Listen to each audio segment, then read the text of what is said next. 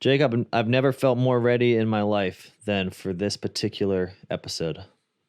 I feel like you just lied to my face, Mark Barnes. I'm insured against Are you insured? failure. How insured are you? Well, me, I've got no health insurance. And I do have car insurance because you have to, except for this one car, which is a secret. And I've got life insurance. Why do you get life insurance? Because I was told to. Oh, okay. Who Well, told you? no. You know what it really was? It was that what I really have is student debt. And so I was afraid that, I am still afraid that were I to pass away, my wife would be loaded with more struggles in that she would have to pay my student debt.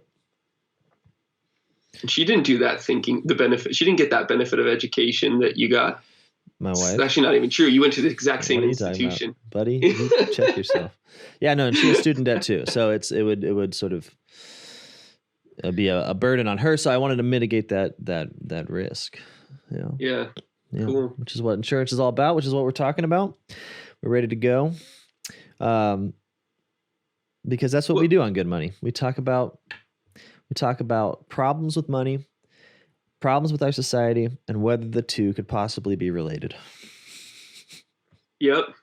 And, also on New Quality or Good Money, something that we do a lot is tell you that the financial institutions that we have to deal with and live in today existed during classical pagan times. That's right. Not in Christendom. That's right. And only resurrected once Christendom fell. It's just a big pagan sandwich, boys. There you go. And we are the top piece of bread. But we're all striving to be the toothpick with the olive that ascends the sandwich and moves to greater heights. Wow, that was profound, especially since the chosen city is, the place of olives. Wow. And described as sitting on a sandwich in Matthew 6. That's so true. Gosh, we Catholics know our Bibles. We really try. Well, hey, so insurance. It clearly, I'm just going to jump into part of this. It plays off of our fear. Oh, yeah. I'm literally, I only would be insured if I was afraid. I cannot even imagine a possibility of doing otherwise. Yeah. If you were happy. If you were content. Pretend you were happy for a second. Just, can you get there in your head? Can you even get there? I was going to do a bit where I'm like, I remember being happy, but Jacob, can I be really honest with you? Yeah. I'm actually very happy. I'm a happy person. I'm often happy.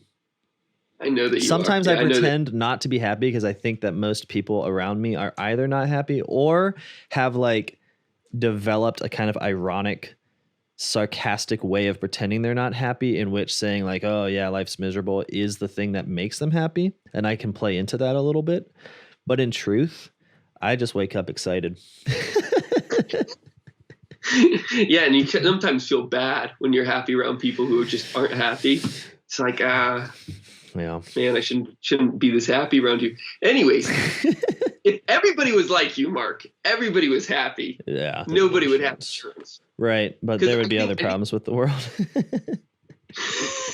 Yeah, that's true. Yeah. Hey, but jumping back on point. Yeah, go. I think Jesus' whole thing that we've brought up so many times about anxiety is the way of the nations, and that his good Christian kingdom that he wants to inaugurate is not going to be based upon the fear of tomorrow, but rather is going to be based upon love for one another and a liberation from anxiety that is liberated into confidence in God. Absolutely. Is exactly where we have to start today. Well, because insurance is the attempt, as with most of these pagan systems, the insurance is the attempt to provide with money what should obviously be provided by interpersonal relationships and the virtue that accrues between them.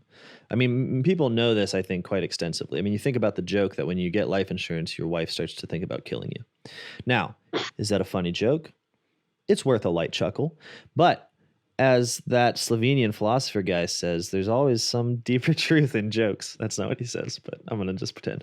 And the truth is that in that moment of insuring your life, right, you're acknowledging that to a certain extent you're degrading personal relationship, right? Or at the very least, you find yourself in a situation in which personal relationship is already deemed inadequate and troubled. So you enter into systems, you start paying out some money to basically professional gamblers, so that whenever you take a particular risk, something scary, something that involves loss or could involve loss, you are assured that you're insured. And if something bad happens, you're going to get some roughly equivalent money that's going to help you come back. And of course, we know, because insurance companies are still here, that in fact, the bulk of it is actually providing wealth to the very insurance companies themselves, right? Like, they're actually good at gambling in the sense that they end up with more money than you at the end of the day. So that should be noted, right? This is a system that, for whatever goods it provides within this big scary world, ultimately moves money back up to the top. So let's not kid ourselves here that this is just doing all of us a great big service, right? Is that fair to say, Jacob? You know more about the stats than I do. Yeah, I mean, it's kind of true. So like the CEO of Union Health made only $42 million last year. So it's just like, it's kind of true. It's kind of not true. I mean, that seems like it's super true, but I'm not good at big numbers. But you're right to say that when Jesus speaks about money, he's talking about inaugurating a new social order that's not based on fear, because he describes the way of anxiety and the way of fear as the way of the nations, right? So particular social orders are built up insofar as people fear each other, right? And fear death and harm. And then when people do not fear death, fear harm, or fear each other social orders are inaugurated. Or rather, one particular social order is, and it's called the kingdom of heaven. So he talks about this when he says, what does he say? Oh, yeah, he says, "Therefore I tell you, do not be anxious about your life, what you shall eat, nor about your body, what you shall put on." Now, obviously, if this were true, like if we actually read this and believed it, then to the extent that we did, there couldn't be insurance. Where there's no anxiety, there can't be insurance, right? So can I jump in real quick? Yeah. Because I think there's something when people hear that passage from Jesus, then they think about things like him finding or needing to pay a tax and then telling Simon Peter to go find the coin in the fish's mouth. Or he'll say, there'll be something like Judas pointing out that the nard that Mary, the sister of Simon the leper, poured over Jesus' head was worth a year's wage. Uh-huh. And he says, don't worry about it. Like there's a blasé attitude that Jesus has, a carelessness, a true liberation from anxiety. Sure. But it's often connected with some sort of miraculous, or rather an assumption. You know, in the case of the fish, it is connected with some miraculous in the other cases, it's like, well, he was God. Like, right. You know, he has that. Whereas for the most part, I've checked for most of us, we're not. And so they're just this. Yeah, totally. Thing. But I think it's not it's not miraculous though. I should say there's different. Miracle can mean different things in different contexts, despite what the Thomists might say.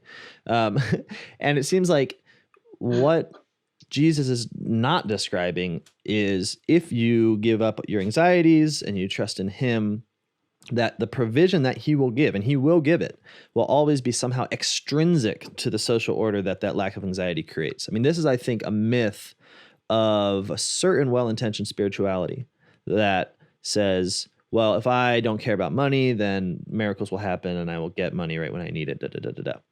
This is true, but it's not apart from the actual kingdom that's built by virtue of that lack of anxiety. What I mean is, if we really love each other and we're really virtuous, right, then when there's a conflict, right, or when there's a loss, then we can rely on each other to make that loss up, or to not be unfair when there's a conflict between us. Like a virtuous society is one that your insurance is coming from your neighbor, because your neighbor is orientated towards your good, just as you're orientated towards the good of your neighbor. So in some sense, it's very quotidian. It's kind of humdrum. It's like, yeah, like if we were good, then we would be good. And within that society, how are you going to need insurance? Because we would all be trying to take care of each other, and the only insurance you have would be a particular work of care, right? Like if someone wanted to actually work to amass some money in order to better take care of people when they were in need. But that's just what we call almsgiving. It's not insurance in the same way. And in fact, when Jesus ends his passage talking about not being anxious, right? He says, therefore give alms and sell your possessions. So this isn't like an accidental connection, like, well, maybe he's not talking about money anxiety. No, he's saying like one of the things that you're doing to be that kind of society that worries and therefore needs insurance is stockpiling money. So he's just calling out the system. There it is. Right. And so how do you cure yourself of the system? Well, give alms and sell your possessions. I mean, we think of it as sort of personal greed all the time. But in fact, I think Christ is talking about a particular social order that's built up on anxiety, in which all those moments of risk and fear are opportunities for the profit of the wealthy, where the wealthy see those moments of, well, this person's worried that their house is going to burn down. This person's worried about their health. This person's worried about their car. This person's worried about their investment, whatever, and sees in it an opportunity to use our fear, because fear is always an inroad into the soul. It's always a moment where another person can say, you're scared. I have the power to prevent the evil that you're afraid of. The moment we have that relationship established, we give power to others. I mean, this is part of what makes courage so wonderful and so difficult, is the courageous man, to the degree that he is courageous, is free of those inroads into his soul, where people can manipulate his actions by saying, hey, do this and I'll protect you from the big bad wolf, right? But what Jesus Christ is describing is a society that's totally dictated by the presence of the wolf, right? It's there for everyone, so everyone is manipulatable because of their ever-present fear. And so, surprise, surprise, wealth is accumulated at the top, power is accumulated up to the top, and you have a set of rulers of this earth who functionally are able to operate people as a single mechanism, precisely because and insofar as people are fearful. Does that make sense, Jacob? I feel like I'm makes sense. Yeah, let's just slow it down and walk through some parts of I refuse to slow down. I'm going to go faster. No, you're right. We should slow down. Says the man who's against cars. Yeah. I mean, but when I am in a car, I'm driving fast. I think that's exactly right. And when you find that in Acts, the beginning of the book, when it's declared that all the Christians were living together, holding their goods in common, it's declared that there were no poor among them. Wild. So, which is kind of this extraordinary fulfillment of the Deuteronomical prophecy that said, if you follow these commands and live with your brother according to the law, there will be no poor among you. Be good. And finally, what's the fulfillment of the law? Well, it's grace. It's the life in the Spirit. It is also the life without fear and without poor. I mean, there's a reason why fear and love are antithetical to one another. I mean, fear and hope are antithetical to one another on one front, but so is fear and love. Is that it? And the fact that when Thomas speaks about fear being ultimately fulfilled or to completely defeated in love, I guess the Bible does that too. That you have no longer a system that's opposing God, but a system that is living in God and through God. And I think where you see this lack of fear, because when we talk about insurance as a particular technology of mitigating fear, one that both relies on the fear that it mitigates, right, but also does have a real effect of mitigating it. You see it in children who are essentially... Wait, before you get to children. I love children. Okay, go with the children. Well, I was just going to say, I mean, there's that famous Chesterton quote, right, which I'm going to murder for the sake of saying effect, that children were never so happier as when they're within a fence. And what he doesn't mean is some kind of creepy, like, authoritarian situation. He just means that when children do not have a worry, then they're free and they act like it. They're creative within that freedom. And I think what's incredible about a child is how suicidal they are, or apparently suicidal. Like they'll just jump off of things fully expecting their parent to be there. They have insurance, right? But the insurance is a person, right? The mother, the father, the brother, the sister, these are insurance unto the child. And what you see is a life of freedom. I mean, there's a lot of problems with childhood, right? There's a lot of like scratching and crying that goes on. But at its best, it's really fun. It's very happy. It's full of laughter.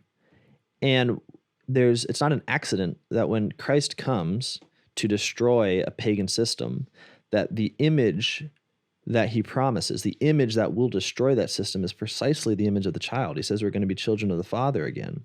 He says, let the children come unto me, that the kingdom of heaven is for such as these. He says that we must be born again. We must enter into a new childhood. Well, what does that mean? Well, it means that what we need to enter into is a new kind of assurance, right? That our lives are insured, but not because we've spent money in the right places, which is the way of fear, as he describes, right? But because the relationships of love that exist between us and ultimately between us and God are real. They really exist and are there to care for us. And so we can actually live like children again. We can be free in that sense. The difference is that now we're also full of wisdom, right? Because we can actually conceptualize those relationships of care in a way that the child can't. So that's what I think about that. Yeah, and you see this childlikeness throughout Christian tradition when we start to build things that we just cannot afford. What do you mean? Like Notre Dame Cathedral or Sagrada Familia. These are expenses that are going to take hundreds of years to fulfill, and that the people who start them off say, I don't know how I'm going to pay for it. But it's alms. It's true alms. It's the random people that good, faithful Christians are giving, and again, liberated from the overly rationalizing critical mind of fear. Yeah. It says, no, we're going to spare no expense to do things beautifully for our God, and that we're going to take care of one another in the midst of it too. Mm-hmm. Whereas I think that our modern world, being fear-based as it is not, you can't even afford to live in it, really. And I think that's why insurance is so prevalent. What do you mean? I think so by the fact that if you're driving a car, yep, you have to have car insurance. Right. If you own a home, if you don't actually completely own your own home, and the bank is just buoying you up in the meantime, they're probably going to have you get home insurance as well. Mm-hmm. That you most people really do need health insurance. Mm-hmm. That 60 to 65% of all bankruptcies are caused by some sort of medical problem. Mm-hmm. And yet in the midst of this totalizing effect, it's only because we've set up a system that makes it impossible to live in without the insurance.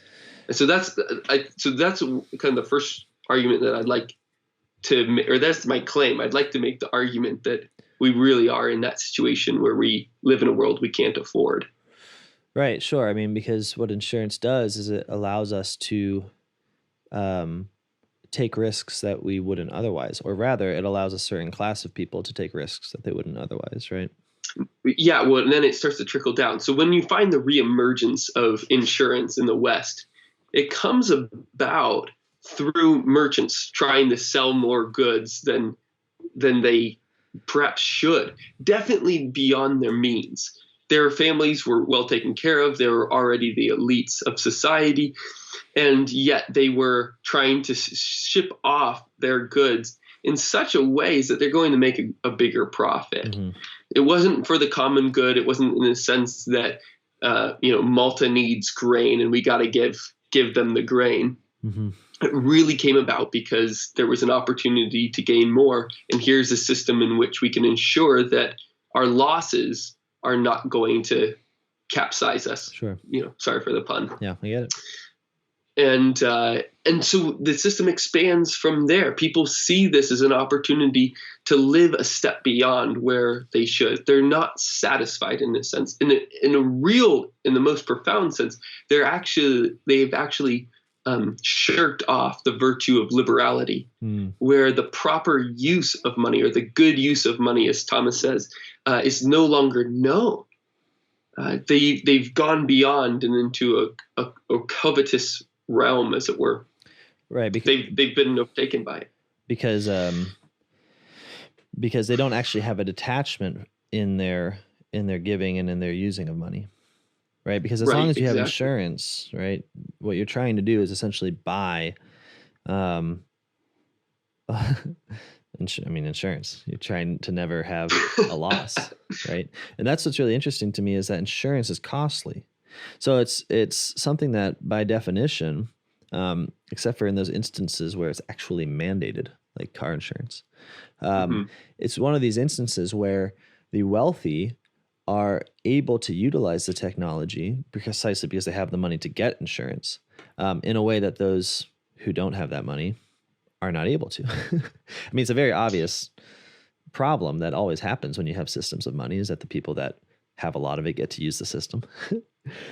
But I mean, you can actually insure you're telling me you can actually insure yourself against bankruptcy. Like, you can just insure yourself against losing money, which is wild to me.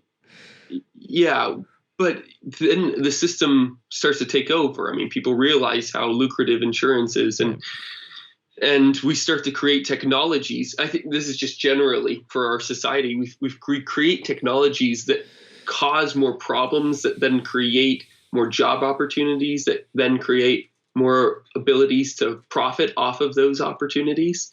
So let's just start really simple. There's a stream down the road that you wash your plates in. That's great. Well, now you don't have to walk down the road because we've invented a washing machine, or a dishwasher, sorry. At that point, then you need, you can't just use kind of the moss down the road that has the natural cleansing properties in it. You have to get soap. And then your dishwasher starts to break. And then there's a new industry in addition to the dishwashing industry and the soap making industry, but you're also making, the parts industry, and that becomes a whole new section of the sales operation of dishwashers. Well, anyways, this is just a very silly small example, but obviously cars demonstrate this same predicament. And for the most part, most of our technologies do this. I'm not saying this as being completely anti-technology, but we just need to realize what is going on around us. And when it comes to cars and car insurance, we have to realize that it's hard to live in this world without a car. And to the extent that we have been forced by just the layout of our country to own a car, or at least that country, where you're at, Mark. Yep. Where you're forced to live with a car, then you're forced to upkeep it.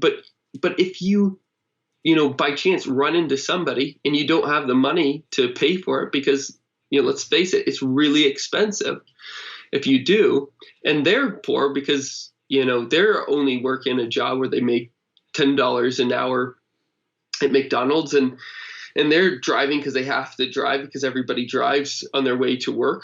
Well, then you're kind of stuck. Like, your whole life shuts down. Neither of you can get to a job that you need to be able to pay for everything that you've created in life. And so as a result, you need to have this insurance. But that goes back to the first impetus for creating an insurance company, is that you're only doing that because you're living outside your means. You only need that car insurance because you're living outside your means. You can't really afford that car. Sure. But our world has just forced us into this corner where you need it. Right. And I think that's just a kind of a catch-22. Yeah. Does that make sense? It does. And it seems like, in a way, having insurance is the attempt to solve the multitude of dangers that come with the modern life without actually looking at the dangers themselves, but just trying to provide money to kind of shore us up against them, right? So, I mean, one interesting statistic, I suppose, is just that the incidence of people getting hit by cars, pedestrians getting hit by cars, has been on the rise. Now, if you have a society where many people are dying because cars are hitting them, you might think to yourself, well, this seems problematic. Maybe we should have a different kind of society, right? Maybe pedestrian spaces shouldn't be organized and ordered by the roads in the sense of every place where people walk becomes a sidewalk, that is to say, besides the road. Rather, we should have pedestrian spaces, routes, and trails, right, that move independently from the car so that the human body doesn't move simply under the threat of being hit by a car all the time, right? But that there could be a mobility that isn't dictated by the road. Okay, but that would be a radical change. So what do we do instead? Well, we insure everybody, right? So what insurance allows us to do is not address the particular problems where we say, this is an obvious threat, let's get rid of the threat. It says, okay, we have the threat, so if the bad things happen, let's give everybody money, right? So it's actually an incentive. An insurance culture incentivizes the status quo in the same way that it incentivizes, the wealthy protecting their own wealth through insurance techniques. It also incentivizes, instead of, I hesitate to use the word, but instead of actual radical innovation, right? It simply allows us to remain within our dangerous and harmful technologies, right? But then have the assurance of money coming when those technologies go wrong, right? And so in a similar, you can think about health in the same way. It's like we live very unhealthy lives. We eat poorly. We exercise rarely.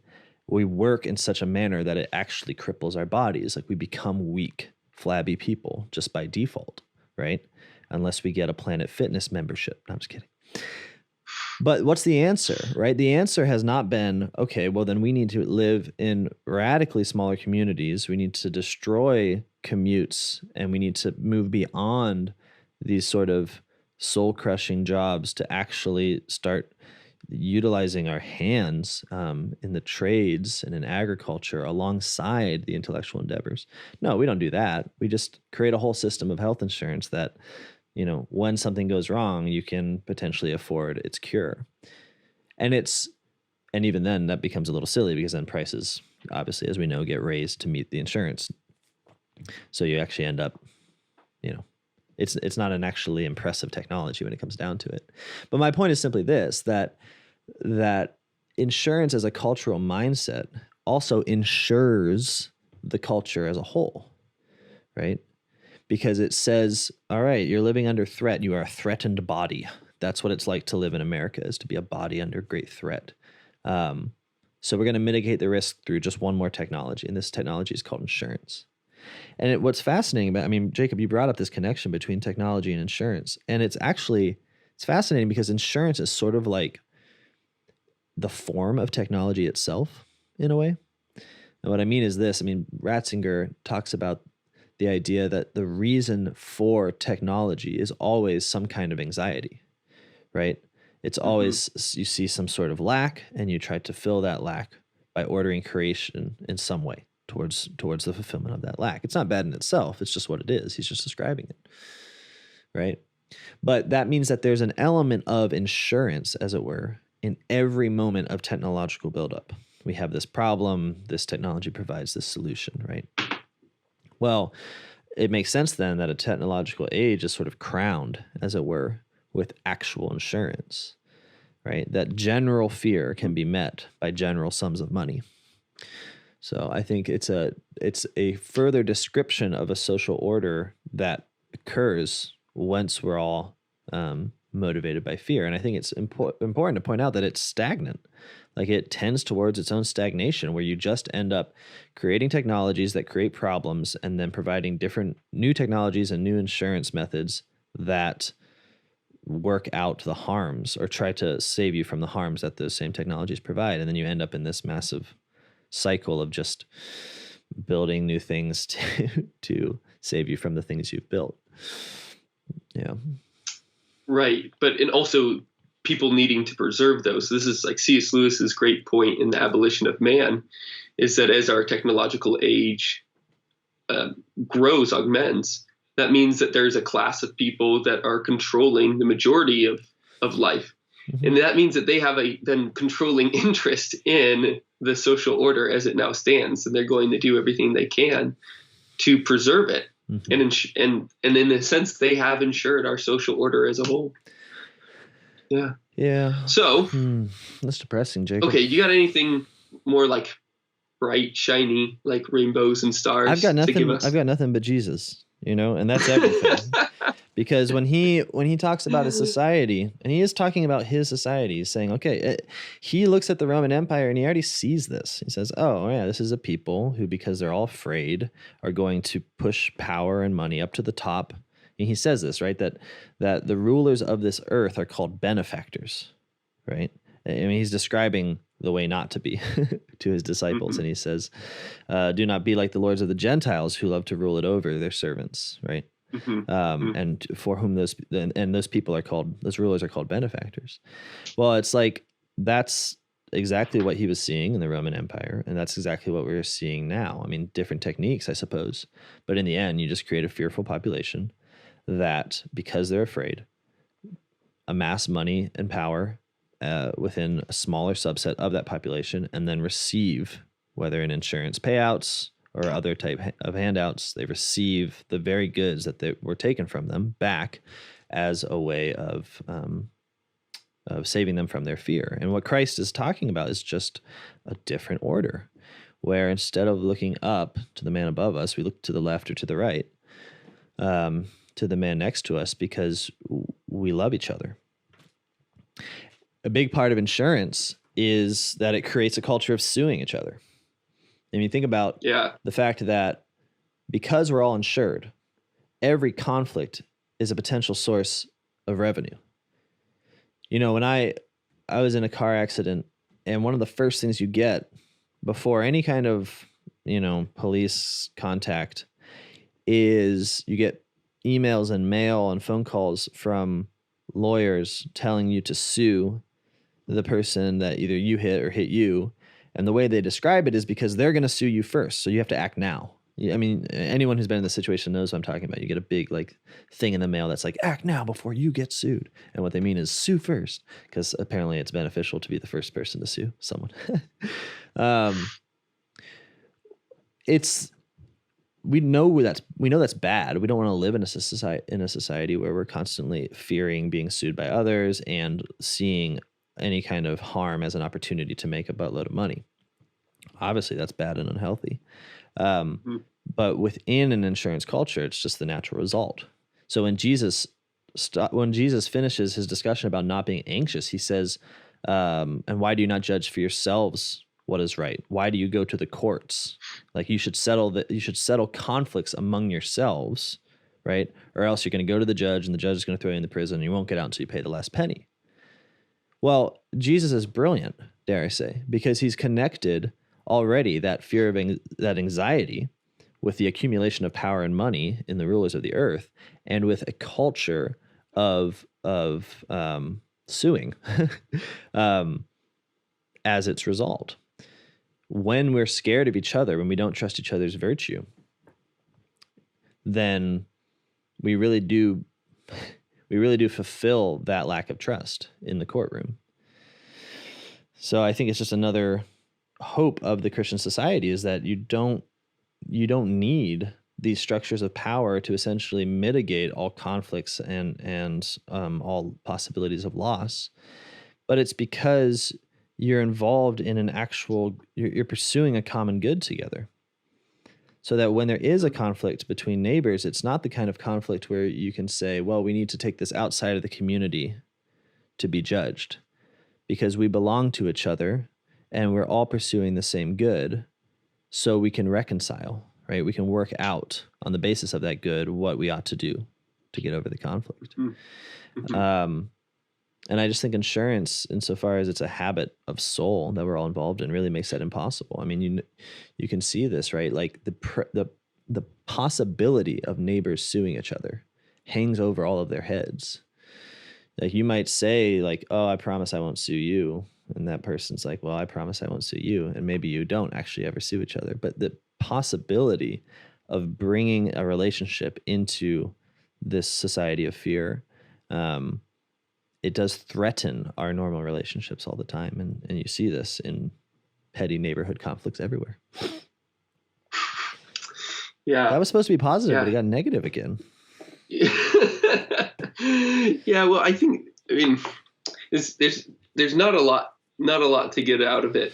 I mean, in those who run the major systems, the various big businesses, start to show their hand on this as well. I mean, the fact that those who are uninsured, and this is not always in the same cases, but just take health insurance for instance, those who are uninsured pay usually about a quarter less than those who are insured when they go to the hospital, for instance.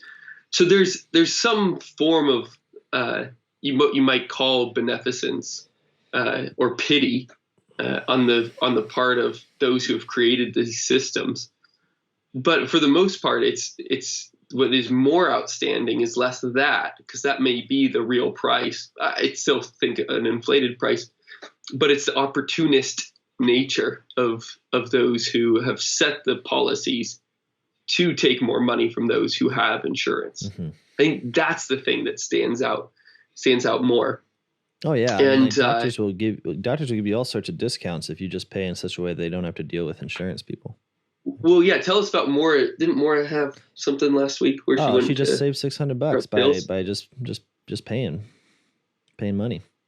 It was like she was grabbing some pills, and I can't remember, you told me the story in passing last week, but it was that she was paying for some pills and told the people that they didn't have, or tell the pharmacist that she didn't have insurance, and they just waived $600. Tell us that story. Trying to do it in such a way that I don't talk about my wife or her medical history. Give me a second. This one's a cut, boys. It's a cut for you. Sorry. Yeah. So one of the ways around insurance is to do things cooperatively, because insurance does operate on a model where you give people money and they're gambling on the fact that probably the bad thing won't happen. So you give them less money over a long period of time, and because they have enough people involved, then they have the money for when that risk does happen, or when that loss does happen. Now, this can be done, I suppose, in the weirdo way we've done it, but it can also just be done with lots of people, because it's just true, given several hundred people, that only a certain portion of them will suffer a catastrophe on any given Wednesday, right? So if you want to share in the wealth that you have, such that all of that wealth can be accessed to help that one particular person on that Wednesday, and you, when it's your turn to undergo a disaster on that Wednesday, can also have access to all that particular wealth. That's a great way of ensuring ourselves that happens cooperatively, right? And this is what my wife and I are a part of. It's a group that does precisely this, that you are just giving your money straight to whoever's in need in that particular month. And you write a check to them and you mail it. And there is no insurance in particular. And that's worked really well. And one of the things that we found out is when my wife goes to get, anything, she tells the pharmacist, the doctor, that we're self-pay, that we don't do insurance, and immediately gets massive discounts. I mean, just the other day, a $645 bill became a $45 bill, just like that. And it's like, well, the reason is obvious, right? Like you mentioned, we inflate prices precisely because we know that there's that insurance money available, right? So people want a slice of that pie. So pills become a lot more money than they actually cost. And we all know this. I mean, this has been a debate in our society for a long time. But what's shocking is how easy it is to sort of walk away from that. I mean, doctors, and within the health insurance world at least, I mean, doctors, the administrative bloat that they have to deal with because insurance companies don't actually want to part with their money. So getting their money is this massive battle that is its own industry, right? Well, doctors, to avoid that, will happily discount heavily discount the prices that you pay. So you end up paying a lot less. Now, there's no way to say there's some kind of like way in which the mitigation of risk doesn't involve some kind of sacrifice. Like you're always going to be spending money. Absolutely. But there's ways to do it that it doesn't create an accumulation of power and multiple other industries that are all profiting off of that attempt to mitigate risk, right? There's a way to do it where you really are sharing resources over time. Yeah, and I think so, and I think there's also a side of it, primarily in the health industry, where there are so many various operations that are it's hard to even stomach to talk about it, but are against the faith and contrary to the church. Mm-hmm. That if you can find one of these groups to join a health sharing program, it's hugely beneficial to do that. I wouldn't say that paying into an insurance company gives you the same formal participation in evil as, say, investing in a bad company is. But that's still going on. And so if you can get away from the abortion industry, away from any of kind of the modern sexuality industry, yeah, that's great. And this is and these health share programs do that. That's why we kind of put new polity on them. Right, absolutely. Yeah. And it's not clear to me why this couldn't replace every form of insurance. And what I mean is this, mm-hmm. it seems to me that this is a fulfillment of what Christ is talking about in some ways, because he's talking about instead of rulers, have a social body, right? So instead of saying, okay, let's extract value from the many, give it to the one, and then the one will distribute to the many. It's saying that we have within ourselves the resource. I mean, this is how I read him saying, like, sort out your conflicts among yourselves before you go to court. He's talking about a different way of life. Now, it seems to me if that we're clearly capable of doing that with health insurance by saying, okay, instead of this way of life in which we give our money to some people and then they distribute it according to their crazy algorithms and desperate attempts to cling on to it, we just say, hey, guess what? It's a beautiful world. Disaster doesn't happen to everyone all at once. So when it does, who cares? We're all suffering a disaster. So you just suffer it. You use that sort of spacing of time in order to insure particular people as they suffer. I don't see why you couldn't do that with life insurance, for instance. Like, I mean, probably as I speak. Oh, absolutely. This is already happening. I'm sure it's already happening. But why not? Why not just say, okay, let's get a couple thousand people together. Not everyone dies all at once. And let's just pay directly to each other when there's particular costs associated with death. I mean, I also... yeah, go ahead. The parish could create this. Oh, yeah. I mean, it'd be very easy. If you're at a bigger parish, the priest could set this up. I mean... The only problem is if you all die at once. But then, here's the thing, you're all dead. So who cares? And you're in a place where there is no insurance. I mean, I think that's a kind of an important thing. It's hard to imagine insurance in heaven. You know, well, where everything is fulfilled, where all fear is washed out. Yeah. You know, this is, you're great. You're in an insurance-free zone. Yeah. So I think in terms of practically speaking, I think getting on any kind of health share plans, getting on any kind of changing the insurance model to sharing models is definitely a good place to start. But then also just taking the moment to recognize that the world that we live in is the replacement of powerful families. What I mean by that is simple. It's like insofar as families are weak and degraded and can't really help each other in major ways, it's the most natural thing in the world to look for strong rulers who've amassed money and to give them money within these plans. Most natural thing in the world, and I think that probably for most people, it's the thing to keep doing for a little while. But recognize what it's replaced. It's replaced strong structures of care and interpersonal relationship in which death, disease, accident are understood within a virtuous society to be the responsibility of all. I mean, this is the biggest problem with insurance, is that in the end, the man who's insured is not a responsible man. It doesn't lead him to become more virtuous, right? Because the feeling of being insured is always like well, now I can do what I want. It's the seatbelt phenomenon. People drive faster when they're wearing seatbelts and thus get rid of all of the risk mitigation that the seatbelt was supposed to help with, right? This is true of almost all of these sorts of technologies that don't actually get rid of fear, but just say, hey, I promise the fear won't hurt you, or like the evil thing won't hurt you. We tend to compensate and just indulge in riskier behaviors. And I've definitely heard people say this, like, oh, I've got good health insurance, so I'm going to do this or that. Or like, I mean, the life insurance is a little more tough because you do die to get it. Yeah. But there, you know what I mean? There's a, it's, Right. Whereas I'm going to bite off this bottle cap because it got dental. Yeah. Whereas when you're relying on, well, I mean, we make this joke. So we run some festivals downtown, and when we have to get them insured, it's like, okay, now that we're insured, it's like, let's start lighting fireworks off into the crowd. Do we do it? No, but there's that joke present. And again, the jokes reveal the truth.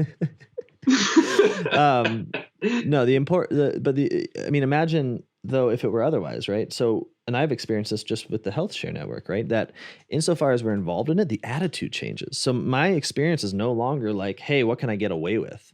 Like, oh, I'm insured, so like what healthy actions can I get away with that they won't realize are actually pre-existing conditions or something like that. It's an attitude of like, man, like this guy is sending me a check and he wrote a little note saying he's praying for me. I don't want to live in such a way that I'm taking advantage of his participation in this whole. And I get that we're not talking about like generosity here. We're talking about being part of a system that you hope to benefit for if you ever have a problem. But at the same time, because it's actually building up a community of people who are learning each other's names, praying for each other, and actually communicating with each other, it changes entirely your habit, your scope. It's like, yeah, I want to serve this community. I want to live in such a way that I'm not taking advantage of the system. I mean, one of the easiest ways that you see this is like, you know that when you get a discount because you're not using insurance, you know that that discount helps everybody, right? Because everyone has to pay less money if you get that discount. So within an insurance model, obviously you don't care because you pay your deductible and that's it. But what happens to people who are in these systems is that they start hustling for that coupon, right? You see it. They start like really wanting to save money. And it's not because they're being skinflints. It's because they recognize that they're a part of a community that has a good and they can benefit that good by actually doing a little more work. And I don't see why this wouldn't be the case for all models. Now, once you start building up communities that take care of each other in some way, then you actually become more efficient, because the habits you create within those communities tend towards risk reduction for the sake of the community. Whereas the habits insurance creates tends to be, oh, well, I'm covered, right? That's what we say. I don't have to change my behavior because I'm covered. So they actually become inefficient because people are compensating by indulging in riskier behaviors. I mean, one thing that we must admit is that in an age of almost totalized insurance, we are crashing more, we are getting sick more, we are unhealthy, right? Our economy is a roller coaster. Like the idea that because we're all insured, we're now all living within this sort of freedom and lack of accident is baloney. What it means is we're just in court more often, right? Whereas within a society in which you're actually the communities of care were real, I can see it becoming a more efficient system. Like there's actually less risk because you're adding the senses of honor and shame and duty that come with being involved in a large group of people who are taking care of each other. I mean, and I think Jesus says that pretty much. Well, I think that's a hopeful ending. There, I gave so it to you. I'm not going to let you. Yeah, thank you. The stars are gleaming, the rainbow is shining. Thanks, Marc. And I am interested. If anybody does talk to their priest and they try to start setting something up internal to their parish, let us know. We'd love to hear about that. That'd be really cool, and see if there's a model we can share. Alrighty. And as always, get in touch to yell at us if you want. Oh, right. I was like, especially Marc. What? Yeah. As always, when you finish this episode, go outside and do something else. All right, everybody. Till next week. All right. Bye-bye. Thanks. Bye.